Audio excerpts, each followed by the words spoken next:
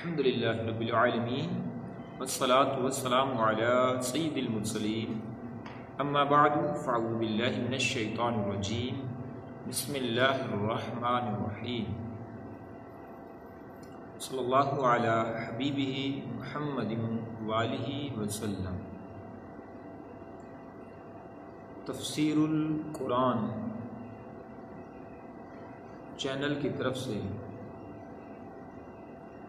اکبر علی عطاری حاضر خدمت ہوں۔ ہمارا آج کا موضوع ہے فضائل سورۃ الفاتحہ۔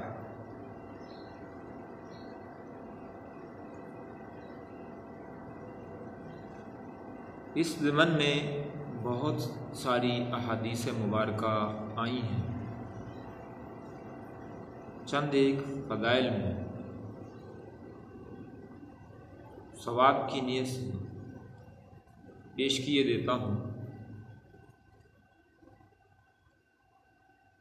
بخاری شریف کی حدیث پاک ہے، حضرت ابو سعید بن معلّہ رضی اللہ تعالیٰ عنہ فرماتے ہیں، میں نماز پڑھ رہا تھا تو مجھے نبی کریم صلی اللہ تعالیٰ علیہ وآلہ وسلم نے بلایا، لیکن میں نے جواب نہ دیا۔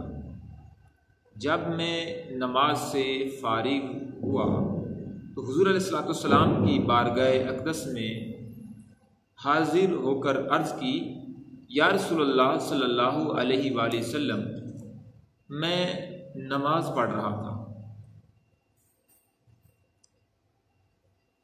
تو حضور علیہ السلام نے ارشاد فرمایا، کیا اللہ تعالیٰ نے یہ نہیں فرمایا استجیبوا للہ وللرسول اذا دعاکم، اللہ اور اس کے رسول کی بارگاہ میں حاضر ہو جاؤ جب وہ تم کو بلائیں۔ پھر آپ نے ارشاد فرمایا، کیا میں تمہیں تمہارے مسجد سے نکلنے سے پہلے قرآن مجید کی سب سے عظیم سورت نہ سکھاؤں؟ پھر آپ صلی اللہ تعالیٰ علیہ وآلہ وسلم نے میرا ہاتھ پکڑ لیا۔ جب ہم مسجد سے نکلنے والے تھے، مسجد سے نکلنے کا ارادہ کیا تو میں نے عرض کی، یا رسول اللہ صلی اللہ علیہ وآلہ وسلم، آپ نے فرمایا تھا کہ میں ضرور تمہیں قرآن مجید کی سب سے عظیم سورت سکھاؤں گا۔ ارشاد فرمایا، ہاں، وہ سورت الحمدللہ رب العالمین ہے، یہی سبع مثانی اور قرآن عظیم ہے جو مجھے عطا فرمائی گئی ہے۔ اس حدیث پاک میں حضور صلی اللہ علیہ وسلم کی ادب اور تعظیم بھی سکھائی گئی ہے کہ حضور صلی اللہ علیہ وسلم اگر بلائیں اور ہم نماز میں ہوں،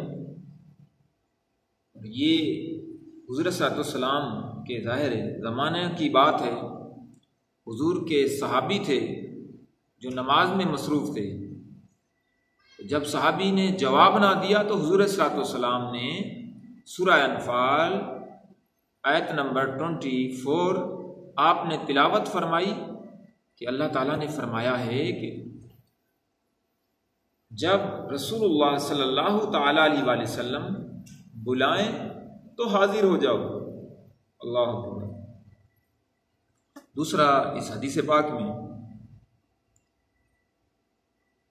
سورہ فاتحہ کی فضیلت بتائی ہے اور حضور نے ارشاد فرمایا ہے کہ مجھے یہ عطا کی گئی اور یہ قرآن عظیم ہے۔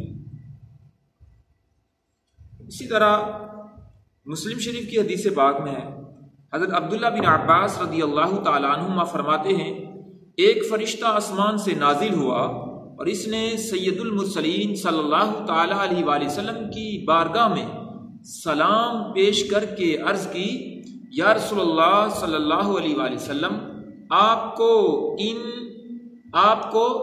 ان دو نوروں کی بشارت ہو جو آپ کے علاوہ اور کسی نبی کو عطا ہی نہیں کیے گئے، اور وہ دو نور ہیں سورہ فاتحہ اور سورہ بقرہ کی آخری 2 آیتیں۔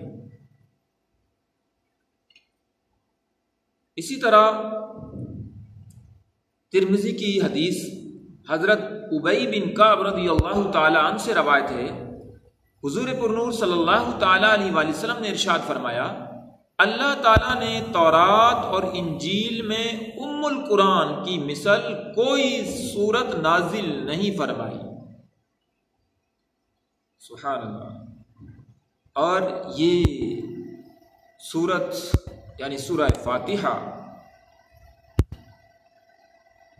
ایسی سورت ہے، حضور علیہ الصلوۃ والسلام نے اس کے بارے میں ارشاد فرمایا کہ یہ امراض کے لیے شفا بھی ہے۔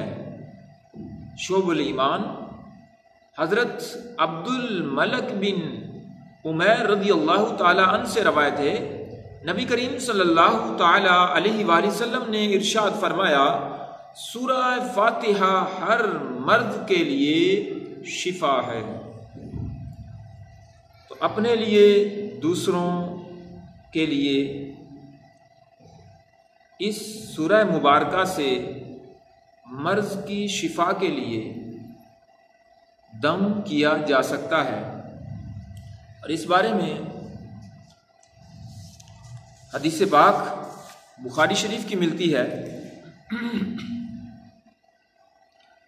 حضرت ابو سعید خدری رضی اللہ تعالی عنہ سے مروی ہے، ایک مرتبہ ہم سفر میں تھے، ایک جگہ ہم نے پڑاؤ کیا، ایک لونڈی ہمارے پاس آئی اور کہنے لگی، قبیلے کے سردار کو سانپ نے ڈس لیا ہے، ہمارے آدمی یہاں موجود نہیں، کیا تم میں سے کوئی ایسا ہے جو دم کر دے؟ ہم میں سے ایک شخص اٹھ کر ساتھ ہو لیا، ہمیں یہ معلوم نہ تھا کہ یہ شخص دم کرنا بھی جانتا ہے، اس نے وہاں جا کر کچھ دم کیا تو وہ آدمی بالکل ٹھیک ہو گیا۔ اس نے خوش ہو کر 30 بکریاں اور کچھ دودھ بھیجا۔ جب وہ واپس آیا تو ہم نے پوچھا، کیا تم تعویذ وغیرہ جانتے ہو؟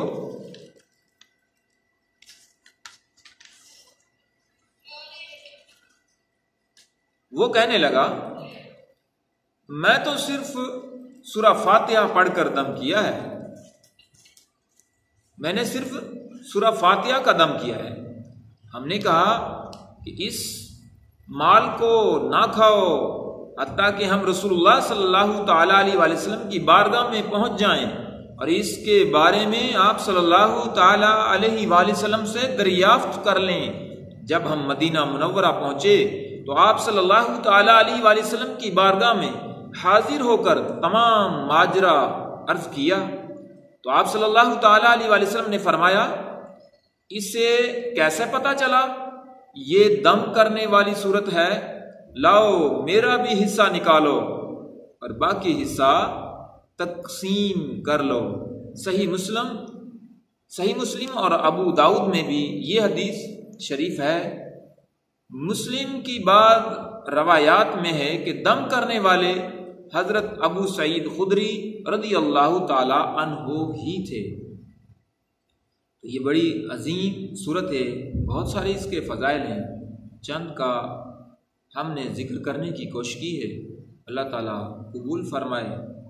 نیکسٹ ویڈیو میں انشاءاللہ العزیز حاضر ہوں گے اور سورہ فاتحہ کے ابھی کچھ پہلے اسماء اور اب فضائل اور اس کے بعد میں سورہ فاتحہ کے متعلق ابھی کچھ مسائل باقی ہیں، انشاءاللہ العزیز پیش کریں گے اگلی ویڈیو میں۔ السلام علیکم ورحمۃ اللہ وبرکاتہ۔ آمین بجاہ نبی امین صلی اللہ تعالی علیہ وآلہ وسلم۔